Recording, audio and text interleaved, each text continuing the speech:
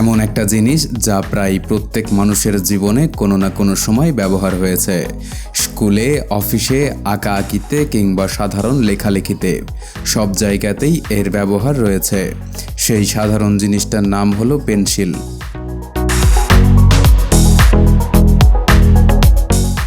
দেখতে খুবই সাধারণ হলেও একটি পেন্সিল তৈরির পেছনে লুকিয়ে আছে অসাধারণ প্রযুক্তি, নিখুঁত পরিকল্পনা এবং অসংখ্য ধাপের দীর্ঘ উৎপাদন প্রক্রিয়া।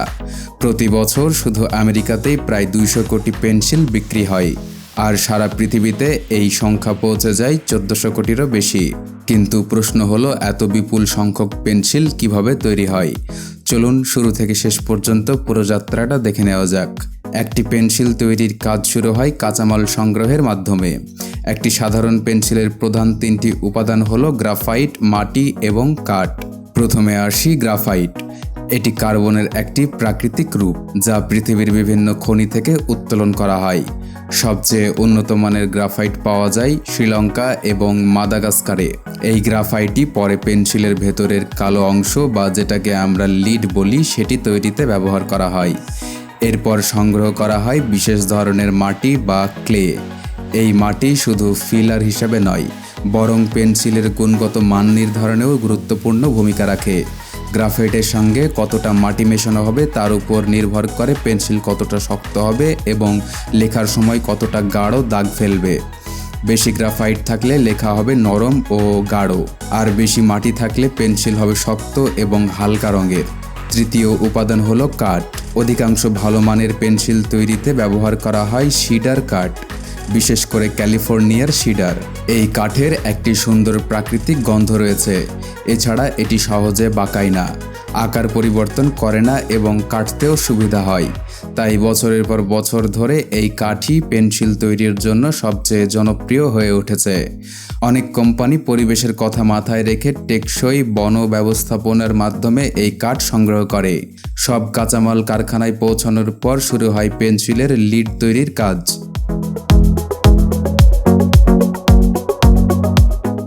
প্রথমে গ্রাফাইট এবং মাটিকে আলাদা আলাদাভাবে খুব সূক্ষ্ম গুঁড়োতে পরিণত করা হয়। এরপর নির্দিষ্ট অনুপাতে এই দুই উপাদান পানির সঙ্গে মিশিয়ে একটি মসৃণ পেস্ট তৈরি করা হয়।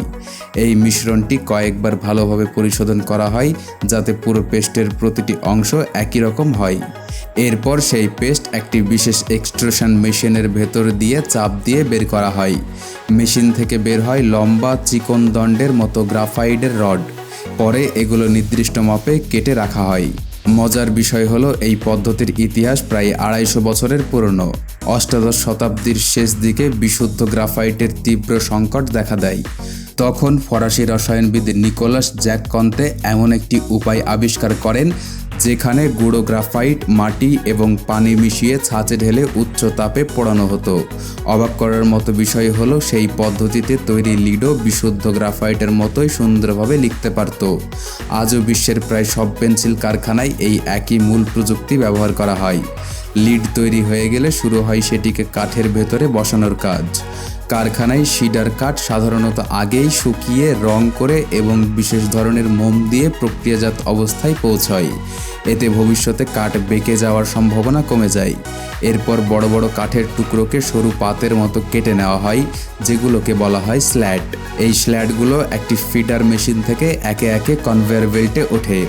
চলন্ত বেল্টের উপর দিয়ে যাওয়ার সময় একটি বিশাল কাটিং চাকা প্রতিটি স্ল্যাটের মাঝ বরাবর লম্বা খাঁজ তৈরি করে।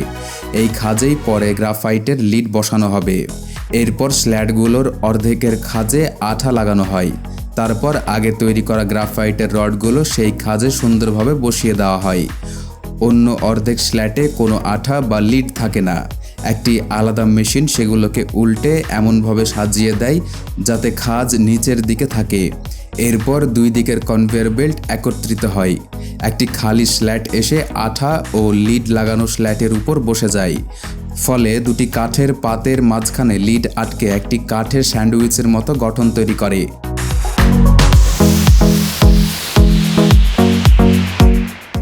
এই কাঠের স্যান্ডউইচগুলো এরপর একটি শক্ত ধাতব ক্যাম্পে রাখা হয়। হাইড্রোলিক প্রেস দিয়ে প্রচণ্ড চাপ প্রয়োগ করা হয় এবং আঠা পুরোপুরি শুকিয়ে যাওয়া পর্যন্ত সেগুলো চেপে রাখা হয়। আঠা শুকিয়ে শক্তভাবে জোড়া লাগার পর শুরু হয় পেন্সিলের আসল আকৃতি দেওয়ার কাজ। বিশেষ শেপিং মেশিন কাঠের ব্লকগুলোকে কেটে আমাদের পরিচিত ছয়কোনা বা হেক্সাগোনাল আকৃতি তৈরি করে। এই আকৃতি সবচেয়ে জনপ্রিয় কারণ এটি হাতে ধরতে আরামদায়ক এবং টেবিলের উপর সহজে গড়িয়ে পড়ে না। এই কাটিং 2 ধাপে সম্পন্ন হয়। প্রথমে উপরের কাটার 3টি পাশ তৈরি করে, এরপর নিচের কাটার বাকি 3টি পাশ কেটে সম্পূর্ণ 6 কোণা আকৃতি তৈরি করে। একই সঙ্গে প্রতিটি আলাদা পেন্সিলও একে অপরের থেকে বিচ্ছিন্ন হয়ে যায়। এরপর পেন্সিলগুলোকে স্যান্ডিং মেশিনে নেওয়া হয়, সেখানে তাদের বাইরের অংশ ভালোভাবে ঘষে একদম মসৃণ করে তোলা হয়। এতে কাঠের ছোট ছোট খোঁচা বা অসমান অংশ দূর হয়ে যায় এবং হাতে ধরতে অনেক আরাম লাগে। এরপর শুরু হয় রং করার কাজ। প্রতিটি পেন্সিলের গায়ে বিশেষ ধরনের ল্যাকার বা এনামেল কাটিং লাগানো হয়।